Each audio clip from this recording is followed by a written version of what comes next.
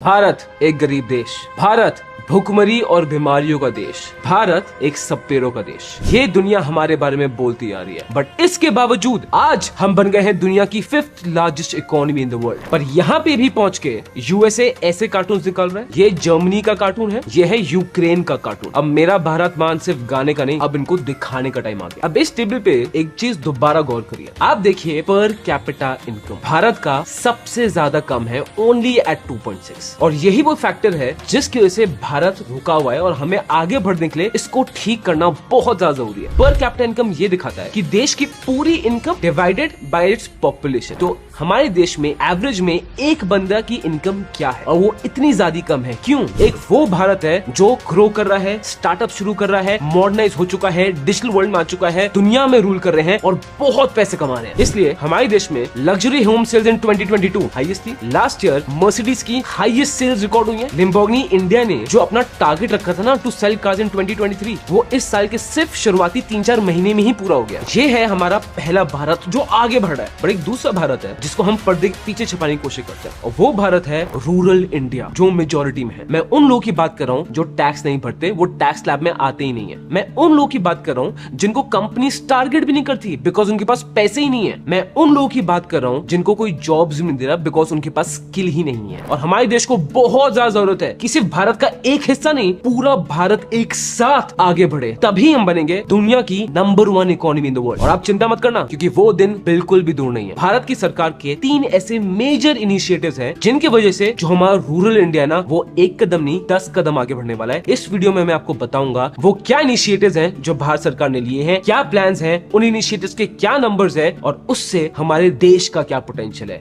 ये वीडियो आपके लिए बहुत जरूरी होने वाला है। सबसे पहले आता है आत्मनिर्भर भारत, मतलब मैन्युफैक्चरिंग। पिछले 20 सालों में भारत की इकोनॉमी ने बहुत अच्छा परफॉर्म किया और इसके पीछे एक सेक्टर का बहुत मेजर हाथ था, वो था आईटी सर्विसेज का, बीपीओस का। इस सेक्टर ने भारत की पूरी रेपुटेशन ही चेंज कर दी बिकॉज अब भारत अपनी IT services world wide export कर रहा था। सो मच सो आज भारत को दुनिया का बैक ऑफिस बोला जाता है बिकॉज हम सर्विस प्रोवाइडर्स हैं। और जो इंडियन इकोनॉमी की ग्रोथ हुई है ना, उसमें 57% सिर्फ आईटी सर्विसेज सेक्टर का पार्टिसिपेशन था। तो इस सेक्टर ने हमें बहुत बूम दिया है, बहुत बेनिफिट दिया है। बट इसका एक बहुत बड़ा डिसएडवांटेज भी है कि इस सेक्टर ने सिर्फ 28% एम्प्लॉयमेंट दी है इंडिया को, और इसलिए मैन्युफैक्चरिंग का आना बहुत जरूरी है सो दैट हमारे देशवासियों को नौकरियां मिले। भारत की दूसरी दिक्कत आती है ट्रेड डेफिसिट की। मतलब क्या है? भारत इंपोर्ट करता है बहुत ज्यादा, एक्सपोर्ट करता है बहुत कम। भारत का एक्सपोर्ट ना 20% से भी कम है। अगर मैं पूरे ट्रेडिंग की बात करूं तो हमारा देश ट्रेड डेफिसिट में है, और मैन्युफैक्चरिंग सेक्टर को बूस्ट करना, आत्मनिर्भर भारत को बूस्ट करना हमें बहुत हेल्प करेगा कि भारत का ट्रेड डेफिसिट पॉजिटिव में आ जाए। और मैन्युफैक्चरिंग दोस्त एक ऐसा सेक्टर है जिसका हर जगह बेनिफिट होता है। ज्यादा नौकरियां मिलती हैं, स्किल लेबर को भी, अनस्किल्ड लेबर को भी। इनोवेशन होता है, लोगों की इनकम बढ़ती है। जब लोगों की इनकम बढ़ती है वो बेटर एजुकेशन अफोर्ड कर पाते हैं, वो एजुकेशन को और सीख ले पाते हैं, और देश को तो फिर ऊपर जाना ही जाना है। इसलिए मैन्युफैक्चरिंग सेक्टर बहुत ज्यादा जरूरी है। मेक इन इंडिया अभियान आज 21वीं सदी के भारत की आवश्यकता भी है, और ये हमें दुनिया में अपने सामर्थ्य दिखाने का भी अवसर देता है। अगर किसी देश से रॉ मटेरियल बाहर जाए और वो उसी से बने मैन्युफैक्चर गुड को इंपोर्ट करे, ये स्थिति किसी भी देश के लिए घाटे का सौदा होगा। दूसरी तरफ भारत जैसा विशाल देश सिर्फ एक बाजार बनकर रह जाए तो भारत कभी भी न प्रगति कर पाएगा, न हमारी युवा पीढ़ी को अवसर दे पाएगा। अब भारत सरकार इसके लिए बहुत सारी पीएलआई स्कीम्स लेके आई है, और 40 मैन्युफैक्चरिंग सेक्टर्स में सबसे ज्यादा फोकस किया जा रहा है। और उन सेक्टर्स को चूज किया है जो भारत को एक कॉम्पिटिटिव एज दे पाए, उन सेक्टर्स को चूज किया है जो भारत में एक्सपोर्ट बढ़ा पाए। और ये पीएलआई स्कीम्स का काम क्या है? इनका काम है सबसे पहले सप्लाई चेन को और एफिशिएंट बनाना, दूसरा डोमेस्टिक मैन्युफैक्चरिंग को बहुत स्ट्रेंथन करना, और तीसरा ये एक्सपोर्ट के लिए इनिशिएटिव देना, एक्सपोर्ट के लिए बेनिफिट्स देना। इसके लिए भारत ने जो हमारे पुराने टाइम के रूल्स रेगुलेशंस चलते आ रहे हैं ना, उनको हटाया है,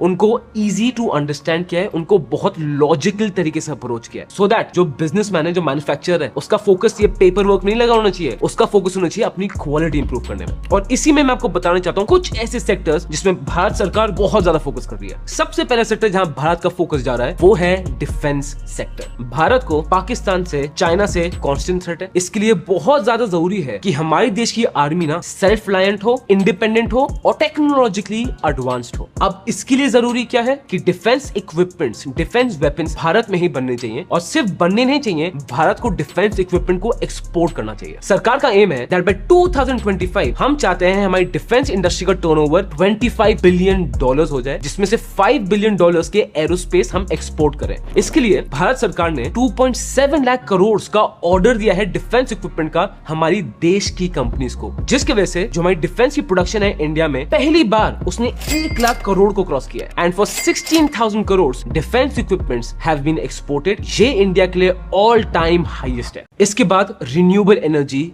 यहाँ पे भी हमारा देश लीप्स एंड बाउंस करके आगे बढ़ा है और ऑलरेडी बहुत स्ट्रॉन्ग है। भारत 4th लार्जेस्ट कंट्री है इन द वर्ल्ड जिसमें सबसे ज्यादा रिन्यूएबल एनर्जी इंस्टॉल्ड है। 4th लार्जेस्ट कंट्री है जिसमें विंड पावर कैपेसिटी है। 4th लार्जेस्ट कंट्री है जिसकी सोलर पावर कैपेसिटी है, और 3rd लार्जेस्ट कंट्री है फॉर न्यू सोलर फोटोवोल्टिक्स। और हमारे देश का टारगेट क्या है कि हमारी 50% इलेक्ट्रिसिटी जो हम पूरे देश में यूज करते हैं should be through renewable sources, non fossil fuel energy.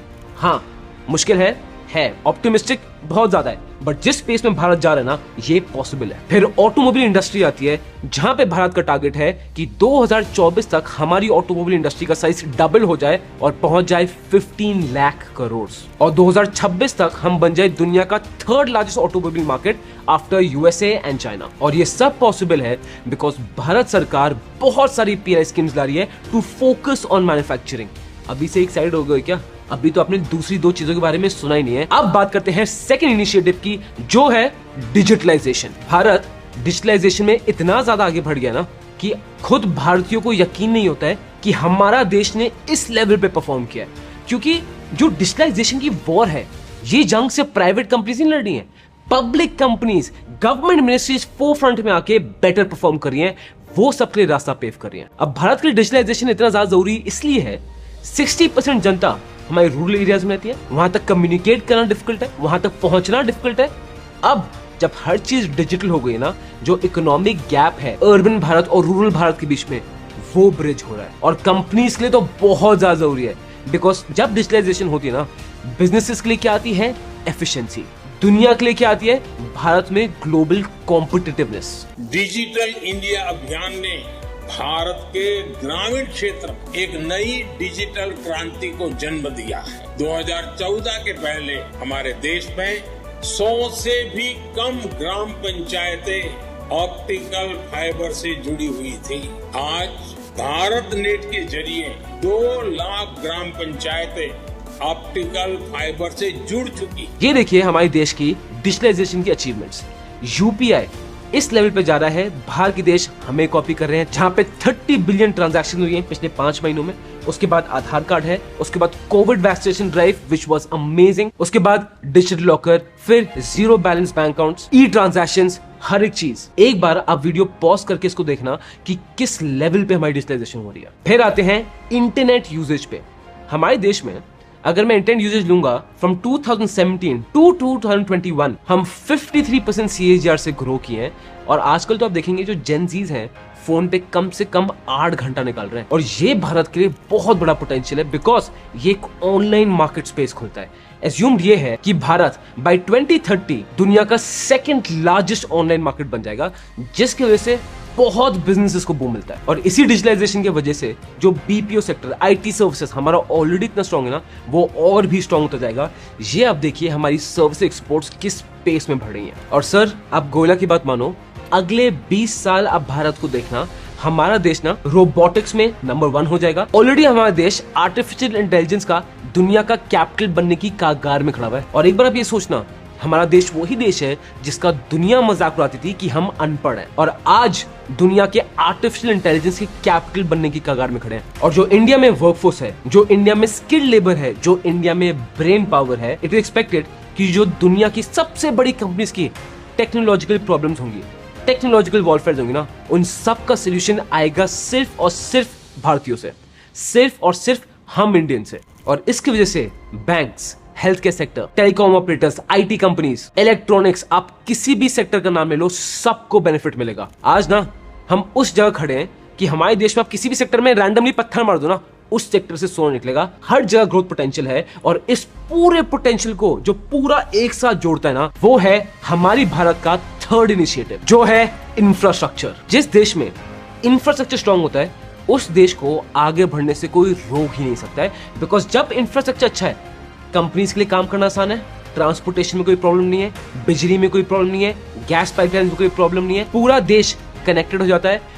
बाहर की देशी कंपनीज ना इंडिया में आएंगी और यहाँ मैन्युफैक्चर करेंगी, बिकॉज यहाँ पे मैन्युफैक्चरिंग करना, यहाँ पे बिजनेस सेटअप करना बहुत ज्यादा आसान हो जाएगा। अब यहाँ पे हमारी सरकार ने जो इंडिया का कैपिटल एक्सपेंडिचर 2014 में जीडीपी का 1.7% था, अब इन 22-23 ये हो गया है जीडीपी का 2.9%। मिनिस्ट्री ऑफ रेलवेज को हाईएस्ट एवर बजट एलोकेट हुआ है of 2.4 lakh crore. Ministry of road transport को 36% ज्यादा बजट एलोकेट किया है और स्पीड से काम करने के लिए। और ये इतना जरूरी इसलिए है बिकॉज इससे होगा क्या, सबसे पहले रोडवेज पे कम प्रेशर आएगा, जहां पे अब हमारे देश में लोग एयरवेज को यूज करेंगे, वाटरवेज को यूज करेंगे, रेलवेज को ज्यादा यूज करने लग जाएंगे। सेकंड क्या होगा, सप्लाई चेन्स इजी हो जाएंगी, सप्लाई के लिए कोई दिक्कत नहीं है, बिजनेसेस डबल पेस में अच्छा कर सकते हैं। और सबसे बड़ा फैक्टर, जब ट्रांसपोर्टेशन इतना अच्छा हो जाएगा, रोडवेज रेलवेज हर एक चीज इतनी परफेक्ट हो जाएगी, होगा क्या, जो हमारे देश की बड़ी बड़ी कंपनीज है ना वो रूरल एरियाज में जाके अपनी फैक्ट्री सेटअप करेंगे, वहां पे मैन्युफैक्चरिंग करेंगे, बिकॉज उनको वहां सब कुछ सस्ता पड़ेगा और ट्रांसपोर्टेशन इतना इजियर है that they can connect to the entire country. Targets ये हैं, हमें अपना नेशनल हाईवे नेटवर्क बहुत इंप्रूव करना है, एविएशन नेटवर्क इंप्रूव करना है, जहां पे एयरपोर्ट्स खुलेंगे, हेलीकॉप्टर्स की सर्विसेज आएंगी, रेलवेज पे कार्गो की कैपेसिटी बढ़ानी है, गैस पाइपलाइन का पूरा नेटवर्क चाहिए, इलेक्ट्रिसिटी का पूरा नेटवर्क चाहिए जहां पे कहीं भी इलेक्ट्रिफिकेशन की प्रॉब्लम ना आए। और इसके ऊपर टारगेट है of 20 mega food parks, 11 industrial corridors और 202 हार्बर्स। आत्मनिर्भर भारत, डिजिटलाइजेशन और इंफ्रास्ट्रक्चर, ये हमारे देश के पिलर्स होने वाले हैं जिससे हम बनेंगे दुनिया की number 1 economy in the world. पर आपको पता है क्या, मैं अभी बात कर रहा हूं सिर्फ फ्यूचर की, बट भारत के लिए ना यहां तक पहुंचना बहुत मुश्किल था। जब 1947 में ब्रिटिशर्स गए थे, हम सर कहीं के भी नहीं थे, तुच्चे थे हम, और वहां से यहां तक की जर्नी बहुत मुश्किल रही है। और उस जर्नी के बारे में जाना है ना, तो ये वीडियो देखिए कि कैसे हमारा देश इकोनॉमिकली इंडिपेंडेंट हुआ।